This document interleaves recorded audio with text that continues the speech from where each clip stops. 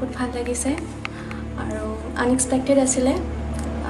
so I'm grateful to God and my family for that বহুত support কৰিছে মা বা মোৰ আৰু also my coaching staffs আৰু আমাৰ SPM IS একাডেমীত মই আছিলোঁ ছাৰহঁতে বহুত হেল্প কৰিছে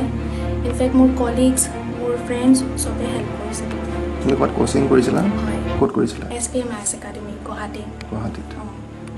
কোচিং কৰাৰ বাহিৰেও তুমি কিমান ঘণ্টা পঢ়িছিলা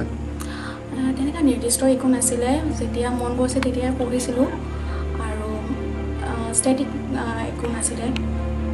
এপ্ৰক্স ক'ব পাৰিম ডেট 8 hours to 10 hours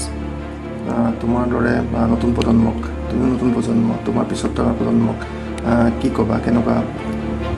এটাই ছাজেশ্যন দিম যে ডেডিকেশ্যনটো লাগিব আৰু পেচেঞ্চটো ৰাখিব লাগিব